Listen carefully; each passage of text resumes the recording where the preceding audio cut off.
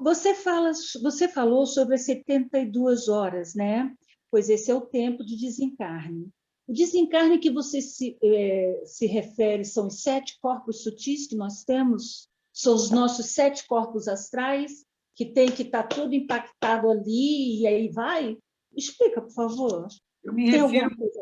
eu me refiro a você, na qualidade de alma, que já está entendendo que não é esse corpo físico, né? É o tempo de você sair desse corpo físico e seguir a sua vida, que é o que a gente faz na aliança ativa, só que a gente faz de uma forma consciente. Quando isso acontecer, quando acontecer a passagem, é como você está dormindo. É mais ou menos esse lugar. Quanto mais consciente você tiver, mais vai ser como aliança ativa. A aliança ativa já é uma preparação para esse lugar, de você conseguir ter consciência desse desencarne, de você seguir para onde tem que seguir. O que vai acontecer é que o cordão de prata, esse cordão de prata que faz a gente voltar, ele se rompe, né? E você perde esse vínculo com o corpo físico, tá? Gratidão. Para que essas 72 horas? 72 horas, assim, ele está totalmente... Bom, para o desencarne, que eu acabei de falar, a resposta é essa. Para a sua alma, para você, para a alma daquele corpo, você descolar desse corpo físico. E, na prática, não existe essas 72 horas. A gente crema em 24, 48, no outro dia. O que acontece? Existe um sofrimento? O que existe com essa alma, com esse espírito?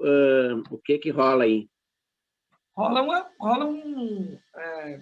uma dificuldade desse desacoplar, porque há uma identificação. Ó, você já viveu isso, ou algum de vocês já viveram isso, de sentir cheiro de cigarro de uma pessoa que nunca fumou? Ó, balança na cabeça aí. Tá? Às vezes você sente cheiro de álcool na pessoa, a pessoa não bebe uma gota de álcool. O que é isso? Ela traz da outra encarnação dela. Ela está trazendo da encarnação dela, né?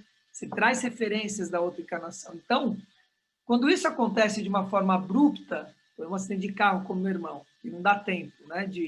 Apesar de que ele teve consciência de que estava acontecendo isso, no caso dele, ele não morreu instantaneamente, ele levou 5 horas, né? Depois do acidente. Mas quando isso acontece abruptamente, né? E não tem essa consciência, fica... Você assistiu o Sexto Sentido? Sexto Sentido? Sim. Sabe, como é que chama aquele ator? Era a criança que via morte? Bruce Willis. Isso, Bruce Willis. Via mortes, e a gente achava que ele estava vivo, né? O filme foi tão bem feito, você achava que ele estava vivo mesmo ali, depois você saca que ele estava vendo um morto. Na isso, cena final. A pessoa, ela fica como se ela tivesse aqui encarnada, encarnada e vivendo. Essa é a questão, ela não desacopla na essência dela. Luiz Marcelo. Isso acaba trazendo algum sofrimento. Claro, para ela, para as pessoas que estão à volta dela. Como é que não é respeitado nada disso, né, Marcelo? Luiz Marcelo. Por que você está perguntando? Ninguém respeita 72 horas. Não, aqui não. Né? No Tibete, por exemplo, respeita. Na Europa também espera mais de 3 dias. Se eu fizer uma solicitação por escrito, a legislação permite? Permite. Vão ter que te ver lá 3 dias. Azar. Luiz Marcelo vai participar do enterro dele, vai participar da festa. A mim vão ter que fazer a bagaceira toda. Eu trazer uma história aqui que é incrível, que foi a passagem do Pierre Vaio, né? A passagem dele, ele ficou sendo velado num lugar que chama Casa do Silêncio, lá dentro da Unipaz de Brasília. É um lugar que é uma casa meditativa, um octagonal assim, todo de vidro, é super bonito, no meio do eucalipto. Cara, terceiro dia o corpo dele estava quente. Colocava a mão na mão dele, o corpo estava quente. E o Pierre foi um cabalista, ele era um lama, né? Ninguém sabia, mas ele era um lama. E ele tinha completamente toda a consciência disso que eu estou falando para vocês, né? No desencarne, essa coisa. É isso. É importante respeitar essas 72 horas, mas mais que isso, fazer a preparação para que isso aconteça. Isso é muito importante. Você preparar a uma pessoa é preparar você mesmo. Por isso que eu falei, não fujam desse lugar. Se você estiver vivenciando isso à sua volta, faça e cuide da passagem dessa pessoa, que você vai estar cuidando da sua própria passagem. Sempre, Lélia Maria. Ah, tá.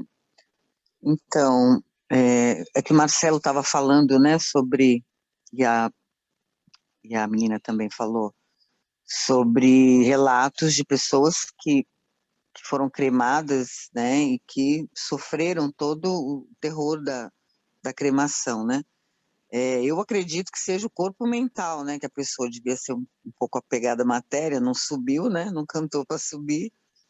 Acho que a energia, o cordão lá não se soltou totalmente.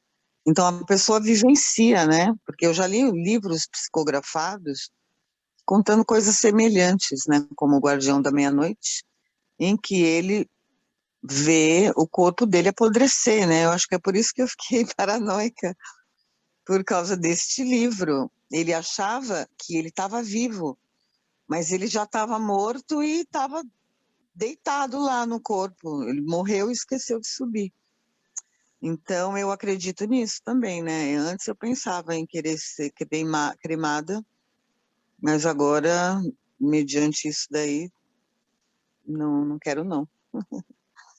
E o que eu queria te perguntar era que, por exemplo, se eu morro hoje, você tem aí um toque para me dar?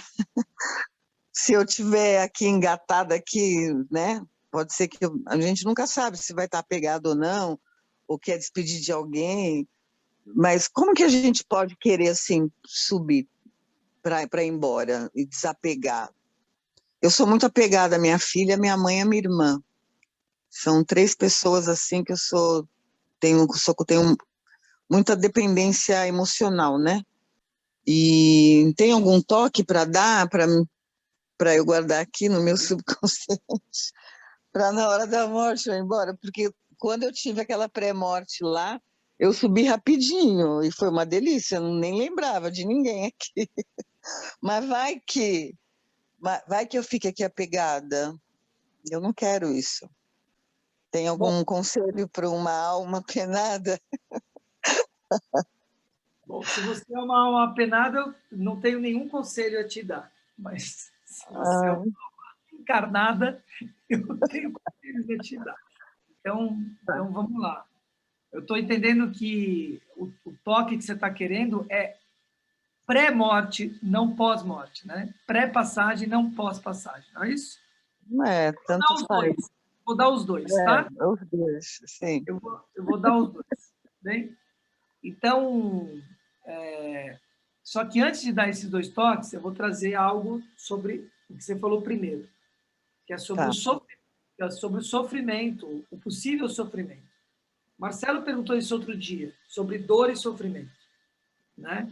E eu disse o quê? Que o sofrimento só existe se não tem consciência da dor. Se a dor faz sentido, acabou. Então, se a passagem faz sentido, não tem sofrimento. É a mesma coisa, tá? A mesma coisa. Então, a primeira coisa é vocês caminharem na direção de que a morte faz sentido, que a passagem faz sentido, que algo natural vai acontecer e tem uma aceitação e um trabalho nesse lugar. Porque quando vier a dor, se vier a dor da passagem, que não precisa vir, e o começo desse livro traz exatamente isso, ele relata as primeiras 2 mortes que ele vê, né? O Rinpoche, o Sogayal, o Rinpoche, ele relata as 2 mortes. Depois, quando acabar esse programa, quem quiser que eu leia, eu posso ler esse trecho do livro, as 2 passagens, mas a gente faz isso como uma coisa extra, tá? Então, não precisa ter sofrimento, e muito menos dor, né? Mas pode ter dor e pode ter sofrimento durante a passagem e pós-passagem. E aí eu trago para vocês uma reflexão que é o seguinte, a pessoa que amputa uma perna, o que aconteceu com a perna dela? Pensa, amputou do joelho para baixo. A perna está ali, já foi embora, não foi? Não é isso? E qual é o relato que você tem de pessoas que amputam a perna? Que sentem dor no pé, dor na perna. Não tem perna. Não tem perna mais ali. E a pessoa fica sentindo dor naquele lugar. E aí dão uma explicação científica, que são as terminações nervosas que estão ali. Mas terminação nervosa do quê? Se é para a perna, se você tem terminações para cada centímetro desse corpo. Percebe? Então, isso tudo é o apego àquela matéria. A segunda parte, o toque, é primeiro, se aprofundar cada vez mais, né, em relação a esse tema. Ler esse livro, já falei, é outro toque, que vai estar te preparando para esse lugar. Quanto à questão do apego, é desapegar. Então, no livro que nós estamos trabalhando nos hóspedes especiais, né, no Cuidado do Ser, Jean-Yves traz para a gente, não se constrói casa em pontes. Não se constrói casas em pontes. Pontes vão cair, vão desabar, não tem jeito, ela não vai permanecer ali, né? Então, o que eu te aconselho é você desapegar o mais rápido possível de todos e de tudo, né? Não ter absolutamente nenhum apego, é vivenciar a experiência, mas sem apego. O apego de relação íntima, olha a chave, hein? Essa é poderosa, que eu estou dando para vocês aqui agora.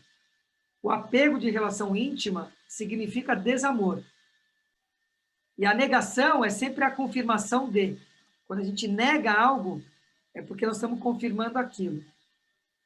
O apego de uma relação é um desamor. E eu vou explicar por que é um desamor. Porque é um amor produzido na ilusão.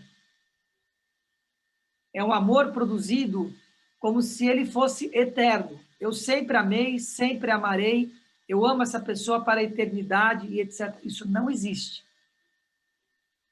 Isso não existe. O amor, a qualidade do amor, ele é renovado de tempo em tempo, de minuto em minuto, de hora em hora. Se você não renovar esse amor, no agora, ele não existe.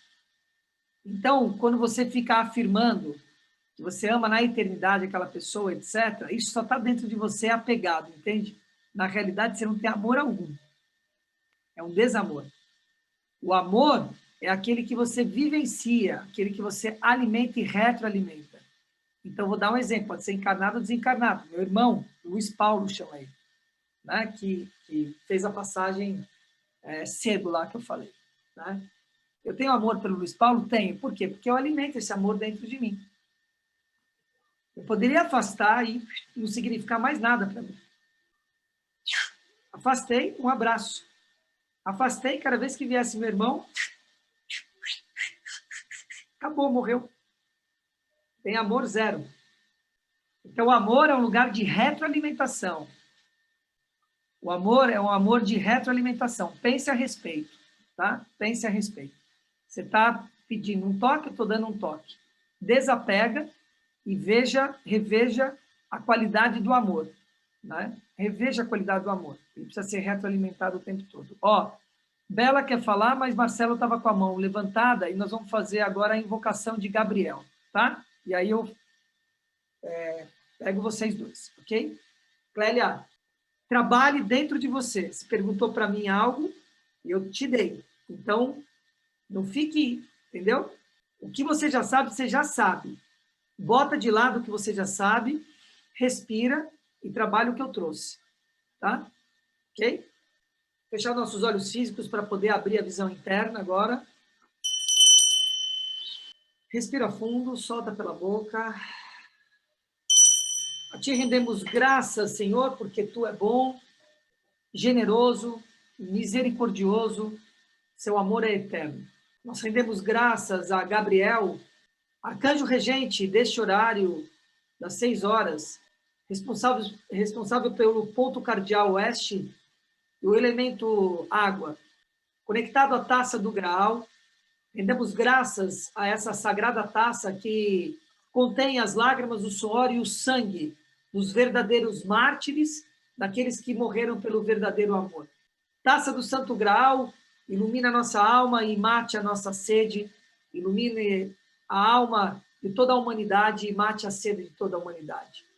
Que essa água vinda do Parátma, essa água vinda do mar de Á, essa água vindo de Aquafita, possa lavar todas as sementes daninhas, todas as más águas, e possa nutrir as boas sementes plantadas por nossos pensamentos, sentimentos, palavras e atitudes, e possa nutrir essas sementes virem árvores, árvores virem flores, flores virem frutos, e frutos que dão novas sementes possam virar novas aves e novos frutos, e assim sucessivamente.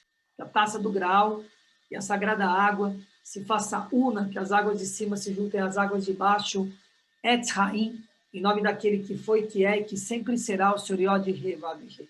Rendemos graças também a Mebar Yahá, anjo guardião deste horário do dia de amanhã. Rendemos graças à 54ª energia de único Deus, Senhor Mitael, anjo guardião deste horário, e a todos os nossos mestres e guias que operam ao nosso lado. Fiquemos na luz, em paz, em plenitude, no amor e na graça do Senhor, em nome daquele que foi, é e sempre será, Senhor Yod He Vav He. Respira fundo, vá abrindo seus olhos, aqueles que estão de olho fechado, e voltando aqui.